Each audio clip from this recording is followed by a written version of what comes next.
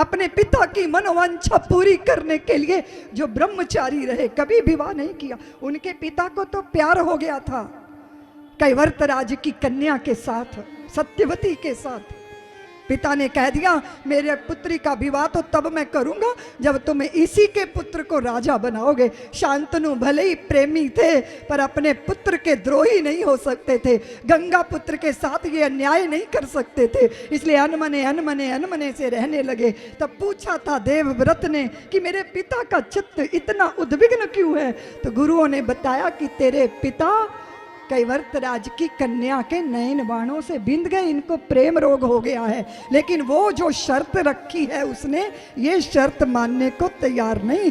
तब अपने पिता की इच्छा पूरी करने के लिए वो पुत्री के पिता के सम्मुख जाकर खड़े हो गए थे कि मैं आपसे आपकी पुत्री का हाथ मांगने आया हूँ। कैवर्त राज ने कहा हाय हाय, कल पिता आया था आज पुत्र आया है।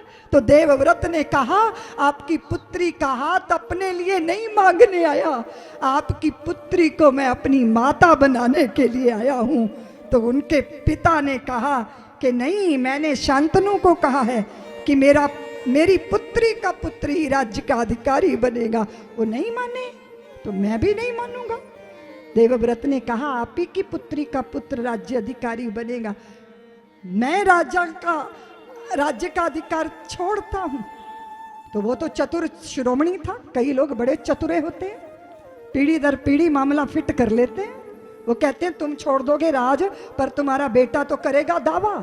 तो देवव्रत ने कहा मैं विवाह ही नहीं करूंगा, पुत्र होगा ही नहीं तो ये समस्या पैदा ही नहीं होगी। देवों ने कहा भीषण है ये प्रतिज्ञा, और भीषण प्रतिज्ञा करने वाले भीष्म कहलाने लगे। देवव्रत गंगा पुत्र जिंदगी भर अपने पिता की आज्ञा का पालन करते रहे, हस्तिनापुर के सिंहासन के प्रति अपनी निष्ठा का त्याग नहीं किया। लेकिन जब कौरव पांडव युद्ध हुआ तो किसके पक्ष में खड़े हो गए? बोलो ना देवियों। और ये मत कहना कि पांडवों में कौरव नहीं थे या कौरवों में पांडव नहीं थे। इधर भी कुछ सज्जन लोग थे और उधर भी कुछ दुर्जन लोग थे।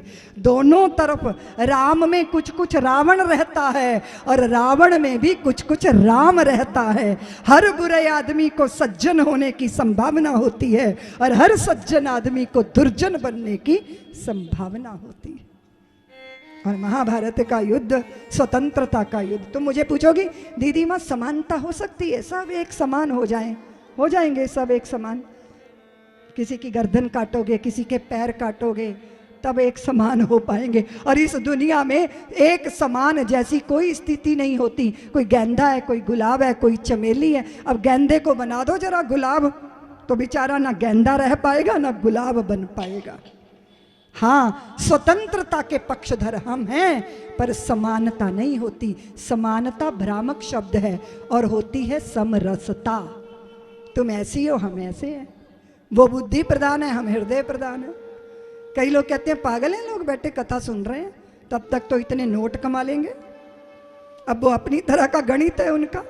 और कुछ लोग कहते हैं यार नोट तो बहुत कमा लिए, खजाना बाहर का भरा है अंदर तो खाली है, जरा राम नाम के हीरे लूट ले अंतर तो भरे, नश्वर पदार्थ ही दिन रात जोड़े, नहीं हरि भजन धन कमाया है प्यारे, कहाँ तूने जीवन गंवाया है प्यारे, तेरे घट में सब कुछ समाया है।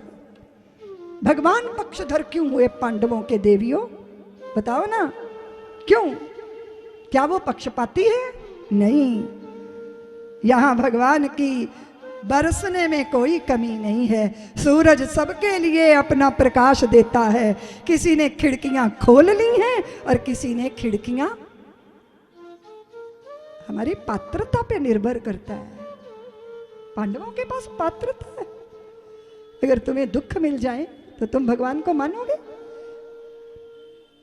कुछ लोग तो भगवान को इस्तेमाल करते हैं और उनकी इच्छा पूरी नहीं होती तो फोटो सब समेट के पेड़ के नीचे धर आते हैं। ये पूजा है कि वाणिज्य व्यापार है? क्या है ये? कैसी भक्ति है जो कामना से मुक्त ना हो पाई? तुम तो देवी देवता बदल लेते हो, गुरु बदल लेते हो, इतने स्वार्थी हो। और यहाँ इतने दुख मिले, कितने कष्ट मिले, कितने कष्ट मिले। कुंती ने कहा ठाकुर मुझे क्या चाहिए, मुझे तो इतनी संपत्तियां मिली, पर मुझे आप मुझे ऐसा करो, मुझे विपदा दे दो, क्योंकि जब जब विपदा आती है तब तब हम आपको याद करते हैं और आप उद्धार करने के लिए प्रकट हो जाते हैं। हमें सुख नहीं चाहिए, सुख के माथे सिल धरूं जो हरि हृदय से जाए, बलिहारी व दुख के।